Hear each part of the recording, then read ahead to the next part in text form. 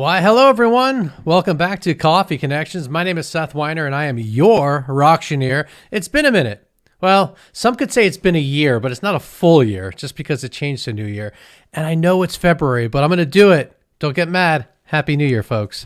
I sincerely hope everyone's doing well. Surprisingly, right? Every time we have a Coffee Connection, it's a gorgeous day in Atlanta. I don't know if there's anything to do there, but I'm just saying it is a gorgeous day here. It's great to have you all. I've got news. We're back. We've got our seasons being booked out. So we've got several Coffee Connections coming up. They're all live on Tuesdays and Thursdays. And you go to coffeeconnections.live for a full listing of all the episodes coming up, which includes Good Muse Animal Foundation, Bert's Big Adventure, and the Georgia Lions Lighthouse Foundation, just to name a few. But we're going to go ahead and jump in. So let's go ahead and introduce today's guest, shall we? We've got the Gift of Music Foundation, and we've got both their Executive Director, Chris Monroe, and their VP and Instruments Program Director, Scott Keefer. Now, you're wondering, the Gift of Music Foundation, they are dedicated to creating greater accessibility to music programs, instruments, teachers, and the overall benefits of music education. So let's go ahead and bear with me, folks, as I get everything back in. It's been a minute since I got everyone onto one of these, and boom, hey, it worked. I'm going to go ahead and switch you up here there. All right. Welcome to the program, Chris and Scott. How are y'all? Hey, Seth. Hey, we're doing very good. We appreciate you inviting us in today. Yeah, my pleasure. Well, before we jump into anything, it's Coffee Connection. So do you all drink coffee? And if so, do you have a coffee mug? Don't have one handy, but yes, there we go. All right, well, let's see what you got here. Oh, wait, he stole mine. He stole my mug. When you said world best boss, I'm thinking he's talking about Bruce Springsteen. Yeah, exactly. So, fellas, do you both drink coffee? Sure. Oh, yeah. Yeah. Chris, what's your favorite type? I'm a dark roast, fresh ground kind of guy, doing the radio thing for so many years, getting up at 3 o'clock in the morning, 4 o'clock in the morning. If you don't like coffee then, you like coffee eventually. So I love it. And Scott, yourself? I like a breakfast blend, usually a little bit lighter, and I'm, loaded up with cream and sugar and everything else. It's basically, like chocolate milk with a little coffee added. Yes. So are we more a truck stop coffee? Like, are we talking QT? Are we more of a Starbucks, or like, nah, always at home? Don't need designer coffee, that's for sure. No. All right. Well, all right. Well, I want to thank you both for your time. I'm going to pop out and leave it to you all to tell everyone about the Gift of Music Foundation and share away. Okay. Well, again, Seth, thank you so much for having us on today. We're always delighted, and I'm always humbled when somebody reaches out to this organization, no matter how much we grow, how old we become, that people are interested in what we do. About the Gift of Music Foundation and where it started and what we do, actually started back in 2014. The actual concept late in the year, in the fall, I was teaching with a band program, and I had at that point been a freelance music teacher for about 25 years. And during that time, had of course seen the decline in arts funding and the expense of arts funding rise, and a lot of kids having to make the choice between, well, am I going to be in band or am I not? Can we afford it? Can I get the instrument that I need? Is the class available? We were seeing a lot of that. So there was the director that I was working for at the time actually asked me if I had some spare instruments laying around for a multitude of her kids. This was a Title I school that didn't have instruments. And that's really where the concept came from. I thought, well, if I've got 2 or 3 instruments lying around, how many other thousands, tens of thousands, millions of instruments could be potentially laying around that could be put into the kids' hands and give them that gift of music? So that's really where the foundation started, and is still really at the core of our mission, is finding unused, unwanted instruments and then getting them into kids' hands. Obviously, the foundation has grown and evolved a lot. We're coming up on our 7th birthday this year in May. So the original idea really was just to get them in, fix them up, and give them back out. You start to find a lot of holes in that process when you do that, and a lot of times you're not really fixing a problem. So we have really been on the innovative side of coming up with programs that meet today's climate, the needs of parents and their economic situation. All of our programs are income based. So that's really, where we started. And again, the overall mission, I think you stated it well, really is to create accessibility to musical instruments and music education and its many benefits. And I'll leave it over to Scott to talk about a little bit more about our connection with schools and our foundational program, the Access to Instruments program. Well, thank you, Chris. It started out as that simple little idea of how can we find instruments that somebody isn't using and get them to someone who needs them. We had a couple of detours along the way and picked up some other parts of the foundation that have been successful. Right after we started, one of the local school systems eliminated elementary level beginning band. We found some resources when we found out about it, and we kind of zigged instead of zagged a little bit and found a way to restart some of those deleted band programs as after school programs. We're able to rehire some of the teachers that had been put out of a job. So, we have done some other things, but as Chris said, it really revolves around instruments. That's really where the core and the bread and butter of what we do is. And, it simply started with let's find people to donate instruments, find a way to get them cleaned up and ready to go and provide them to kids that need them. What it has evolved into over time is we use basically a music store type model of instrument rentals. So we can control the inventory of instruments. So if we give it to someone and they decide to drop out of the program, it could wind up back in a pawn shop or back on a shelf somewhere. So by operating through the process of instrument rentals, we then keep those instruments in our control all the time. We can maintain where they go. What makes it innovative is that we're the only ones that offer free and reduced price rentals. That's the charitable part of our organization. You won't find a commercial music store that can or will do that. So that's really the bread and butter. Yes, we can provide an instrument rental just like any music store can, but we can look at each individual family and say, what's your economic need? If a traditional program won't work for you, sometimes there's a credit check that's involved and they can't get through that. We bypass all of that. We qualify people based on income-based criteria and find a program that's right for them, where we can either get them an instrument at a much lower monthly rental cost where they can still own an instrument, or in some cases, no rent at all. We just provide it to them for the use of the school year at no monthly rental. If the economic situation is bad. So our goal is to have not one single child that wants to join a band and is told, sorry, we can't get you an instrument. There's not one for you. Mom and dad can't afford one. You don't have an option. We have a band director we've worked with exclusively for a long time who made an off-the-cuff comment to us recently that really hit us right between the eyes. He said, I've been a director for over 20 years, and this is the first year that I've not had one single child that couldn't join the program because they couldn't get an instrument. And that's because they work with Gift of Music to make sure that every kid has that opportunity. So that's really what we're all about. We're all about finding opportunities right now all around the metro Atlanta area where our students and families that need help acquiring instruments. We work with the band directors. We have field representatives. We get out there and we connect the dots and we say, okay, here's kids that need instruments that can't go through a traditional program. We're going to go in there and solve that problem and get them free and reduced instruments wherever we can. Awesome. Well, I should have noted earlier. I am a band nerd. I found my way in high school. Was pretty lost until my junior year when I got back into the band. I was in band in middle school, but those were awkward years. We won't talk about those. But in high school, I found band and it changed my life and got me into college. Literally went to Florida State, was in the Marching Chiefs and all the bands there.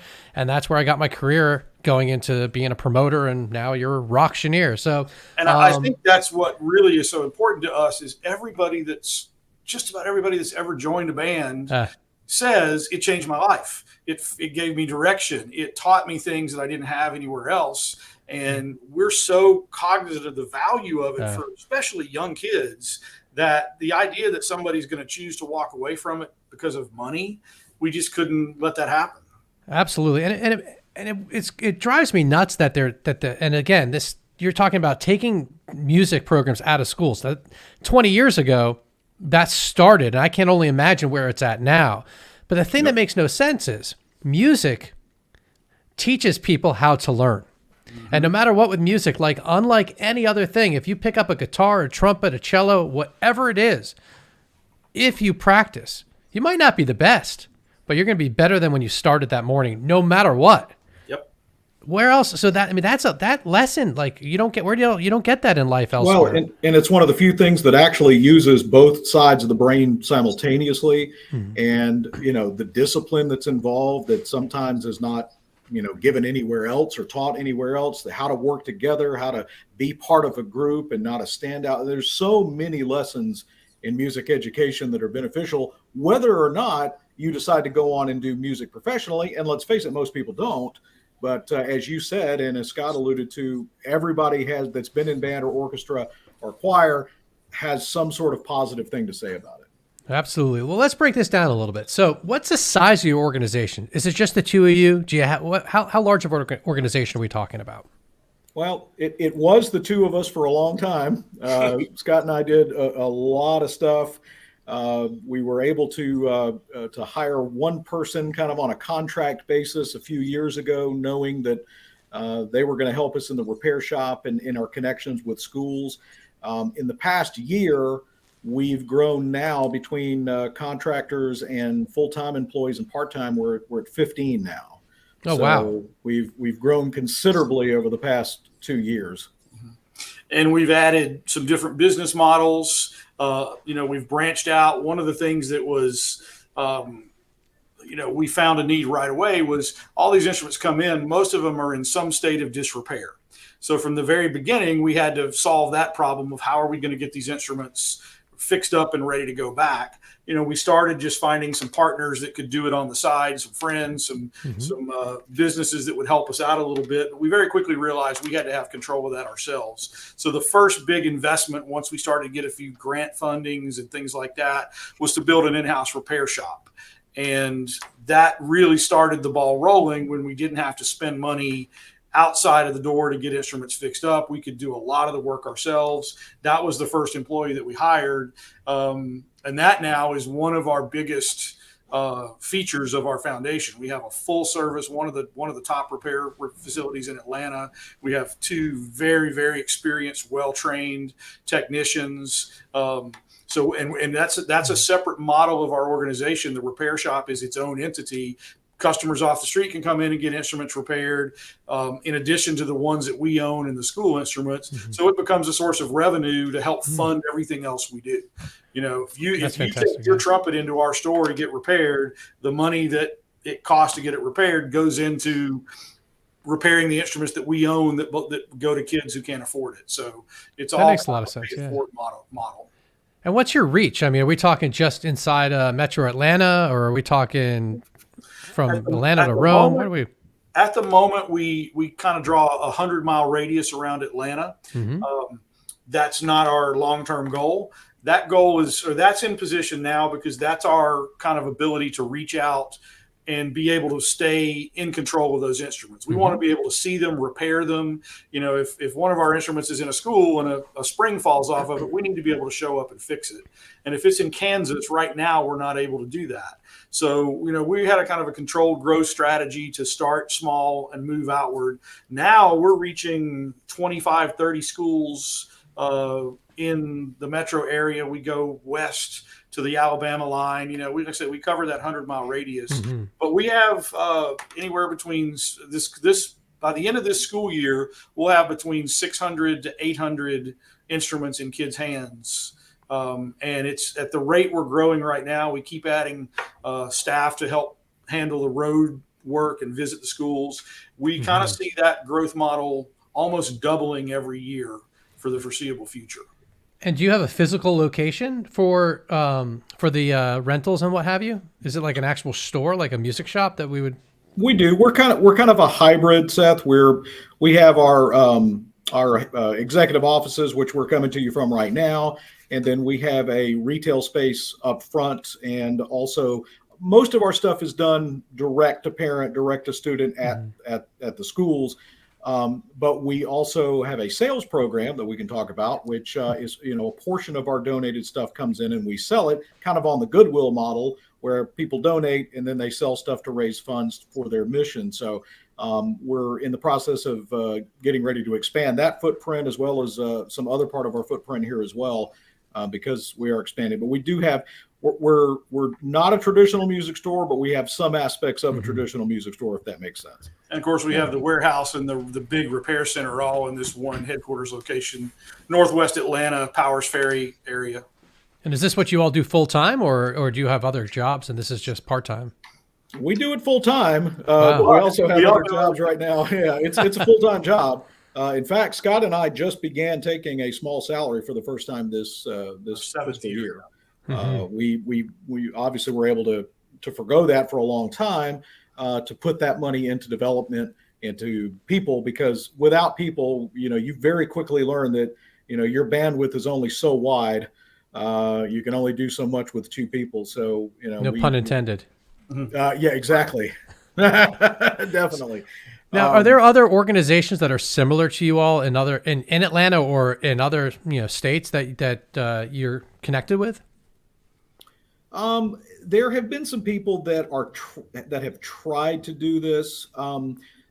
There's nobody, to my knowledge, with our exact model. I mean, we've kind of taken this thing and we just innovate every day, every month, every year. We come up with different programs. There's certainly foundations out there that are doing work in this area. But again, one of our models, Seth, is that, again, when you give somebody something, and there are some organizations out there that will give a package of instruments to a school, but you can't really approach them. They have to approach you. Yeah. We never want it to be that. And then the other thing is, when you give something 100% free to somebody, it's generally never as valued.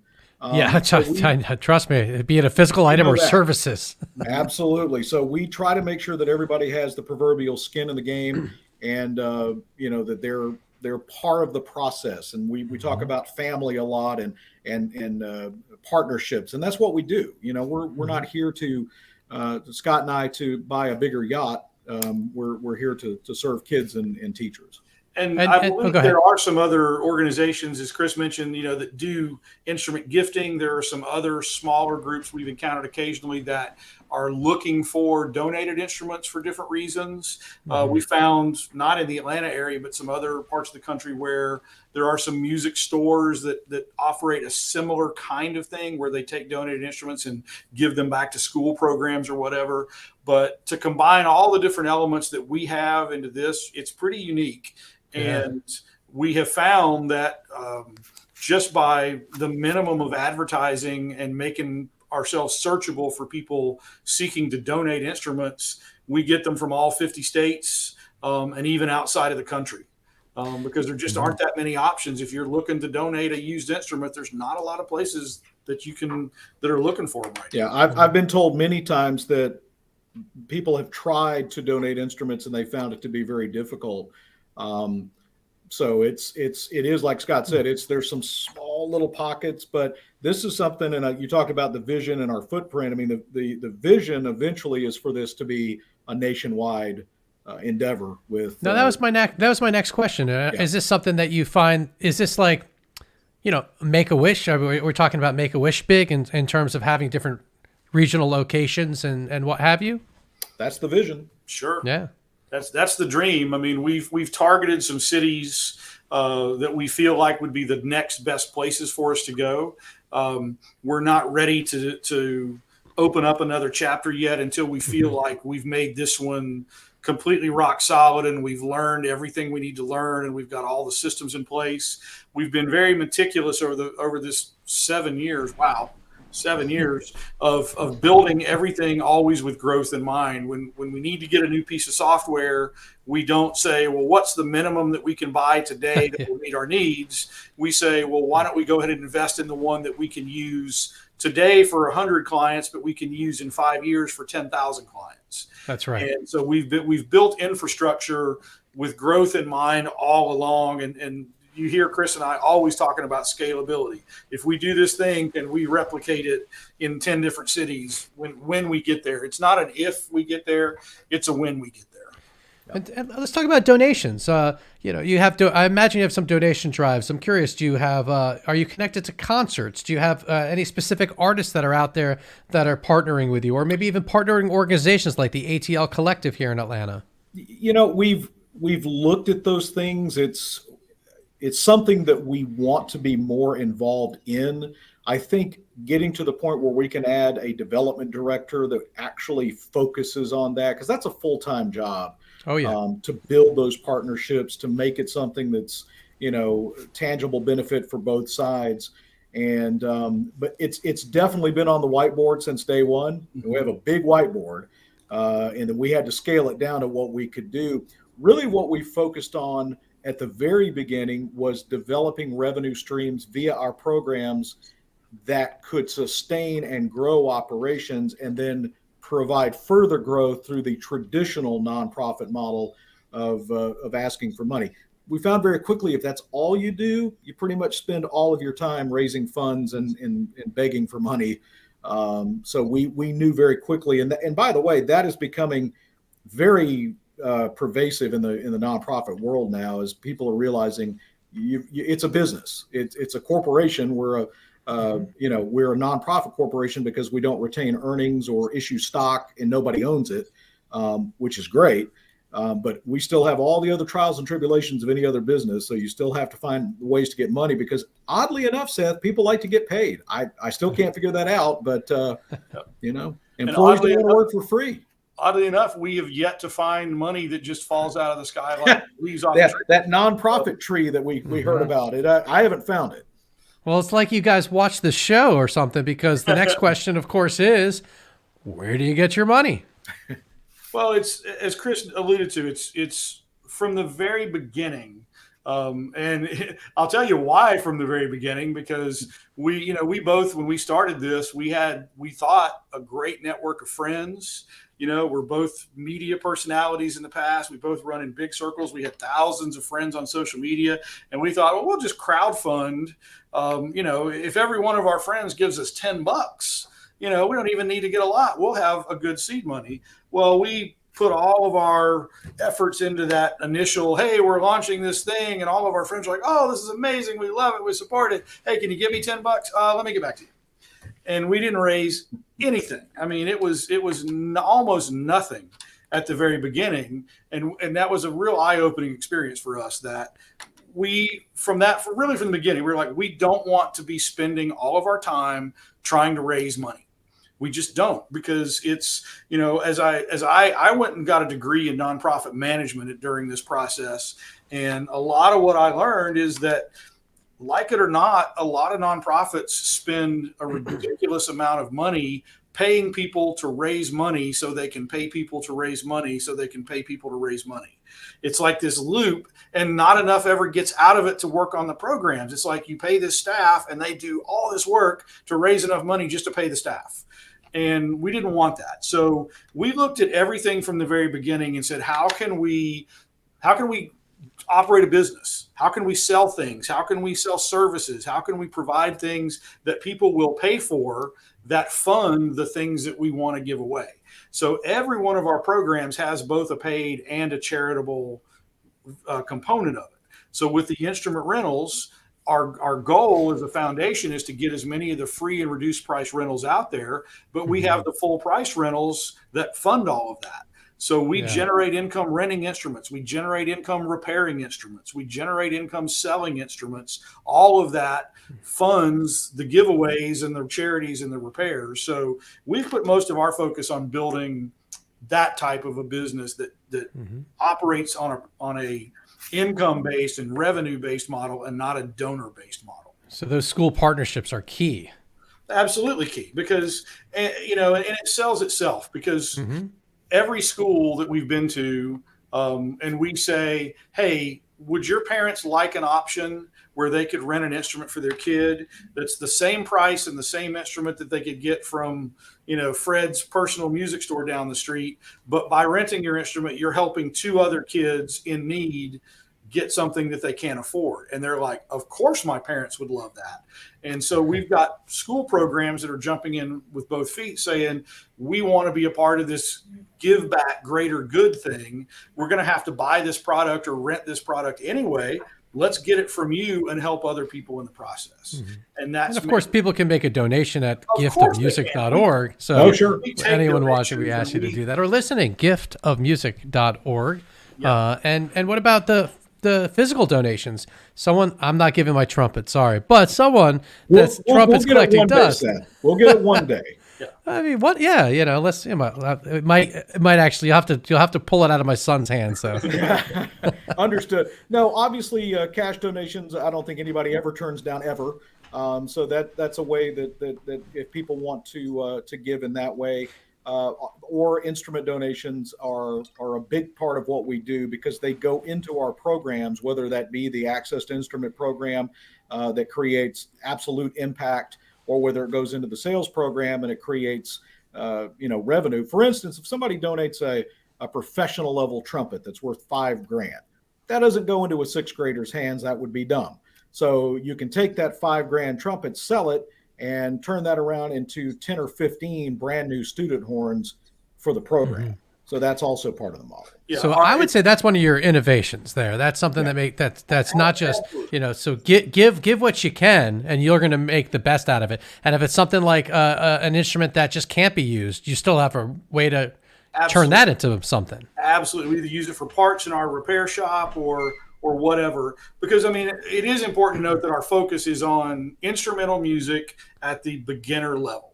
We're focusing on 5th and 6th grade kids wanting to play a band or orchestra kind of instrument. So all of the other donations that don't fit into that mold, we have to convert to cash, which then gives us the ability to buy and repair and serve more of those instruments. So, it would be early on, we thought we were going to be able to be this. We could provide any instrument to anybody, anywhere. And we realized that's just not feasible. You have to have a bit of a focus. And we knew in our heart that beginners is where it's really all about, because that's the decision-making point. If a kid can't afford to get started, they're going to miss out. But as we can help them their first instrument and get started, that's what we're trying to do. And what about lessons? Are you tied into giving folks lessons as well, or? Well, that's a good segue there. Almost like you've done this before, Seth.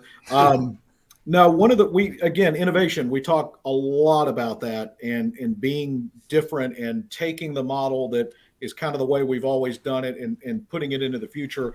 We have a concept right now that would be kind of an innovative lessons model based more of a recording studio type atmosphere than just a gray box in a music store, a 5x5 with a bad fluorescent light and dirty carpet. I remember those. Yeah, remember those days? We've all been in them. So we're working on that right now. That again would have a charitable component, obviously a full price component as well. And we're seeing that as something that is long term. A lot of people ask us about lessons. It is definitely something we want to get into. As Scott alluded to, and I think I did a little bit at the beginning, the Access to Music Education program replaces or creates those instrumental music programs where they've been eliminated or didn't exist. So that's as close as we get to lessons. The personal lessons is coming. It's coming. And we, one more time of innovation, we're working with curriculum people and music technology people. We envision it having a lot more music tech component than traditional teach you to play a trumpet and scales. Okay, fine. We can teach you to play Mary Had a Little Lamb, but how about if you can create a rhythm track under that and play your beginner notes and produce it on your iPad into something that is really cool? That'll engage more kids. That'll get them more interested in music. Yeah. A lot of music education, unfortunately, is stuck in the mind of where the people learned it, the teachers who learned it 40 years ago, and they're not lining up with what the kids have in their fingertips right now. They can create with technology as 5-year-olds. We've got to meet them there and say, let's take the traditional pedagogy of music, combine it with what they already know how to do in the tech at their fingertips, and make it even more entertaining and fun and addictive music education. Now, how is there not like an Atlanta music coalition that's like ties Atlanta Music Project, the Atlanta ATL Collective and these other music organizations all together. Seems like there's a you place should start for that. one. You just came up with a great idea. Put it on your whiteboard. Yeah. And obviously we've talked to those people, and they have amazing missions, amazing programs.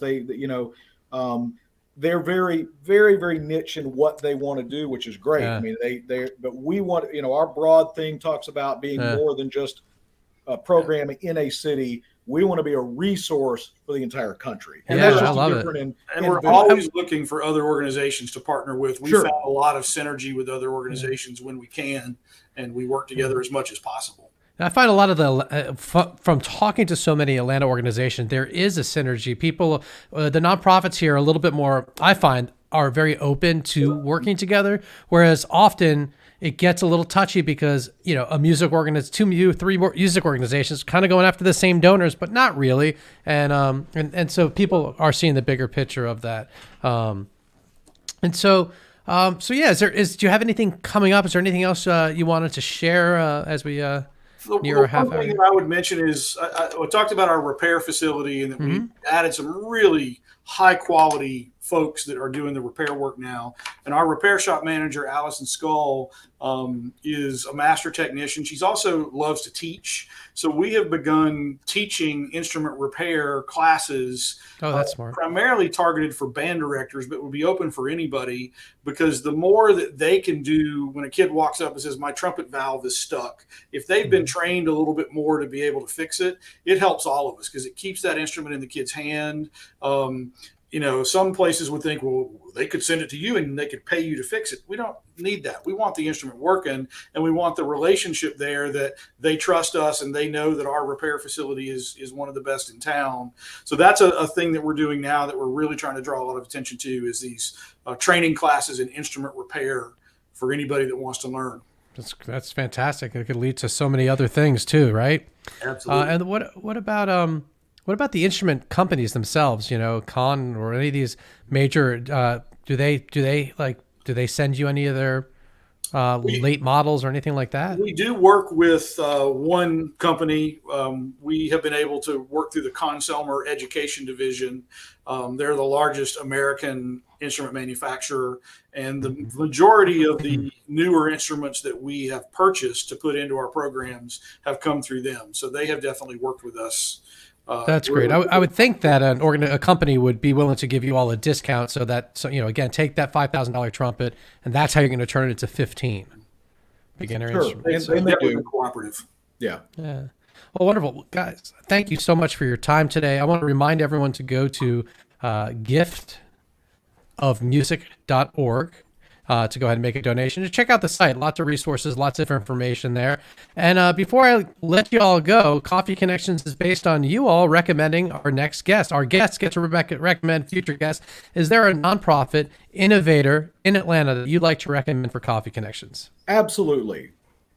Center for Hard to Recycle Materials, or their acronym is CHARM.